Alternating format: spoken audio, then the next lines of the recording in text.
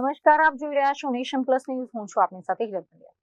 ચોમાસાની ઋતુના આગમન પૂર્વે પ્રકૃતિની રક્ષા અને પર્યાવરણના જતન માટે પંચમહાલ જિલ્લામાંથી એક અત્યંત પ્રેરણાદાયી અને સકારાત્મક સમાચાર સામે આવ્યા છે. હાલોલ તાલુકાના તાજપુરા ખાતે આવેલા વિરાટ નારાયણ વનમાં પ્રકૃતિ, વૈજ્ઞાનિકતા અને ભારતીય સંસ્કૃતિના ત્રિવેણી સંગમ સમાન વૃક્ષ સેવા યજ્ઞ શરૂ કરવામાં આવ્યો છે.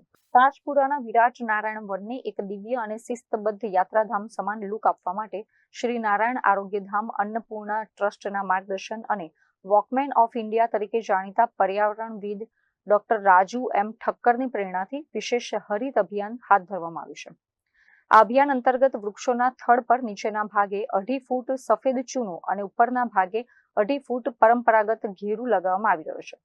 દૂરથી જોતા જ આખું વન ભારતીય સંસ્કૃતિના રંગે રંગાયેલું નજરે પડે છે.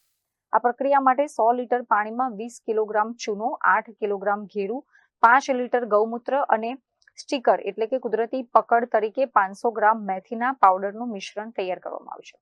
જો આ અનોખા પ્રયોગના વૈજ્ઞાનિક ફાયદાની વાત કરીએ તો ચૂનો વૃક્ષના થડને ઉનાળાની તીવ્ર ગરમીથી બચાવે છે અને રાત્રિના સમયે હાઈવે કે રસ્તા પર વિઝિબિલિટી એટલે કે દ્રશ્યતા વધારે છે. જ્યારે ધરતીના ખનિજ તત્વોથી સમૃદ્ધ ઘેરું થડને કુદરતી શીતળતા આપે છે. આ દ્રાવણમાં ઉમેરવામાં આવેલું ગૌમૂત્ર એન્ટીબેક્ટેરિયલ અને કુદરતી જંતુનાશક તરીકે કામ કરે છે, જે ઉધઈ, હાનિકારક કીડા અને ફૂગથી વૃક્ષોનું રક્ષણ કરે છે. જ્યારે મેથી આ મિશ્રણને લાંબા સમય સુધી થડ પર ટકાવી રાખવામાં મદદરૂપ બને છે. વૃક્ષ સેવા એ જ પરમ સેવાના ભાવ સાથે શરૂ થયેલું આ અભિયાન આજે સમગ્ર ગુજરાતના પર્યાવરણ પ્રેમીઓ માટે એક પ્રેરણાદાયી મોડેલ સાબિત થઈ રહ્યું છે. Bureau report, nation plus news, Panchmahal. સમાચારોના સતત અપડેટ મેળવવા માટે અમારી નેશન પ્લસ ન્યૂઝની યુટ્યુબ ચેનલને સબસ્ક્રાઇબ કરો, બેલ આઇકન દબાવો અને જોડાયેલા રહો ફેસબુક, ઇન્સ્ટાગ્રામ અને ટ્વિટર પર.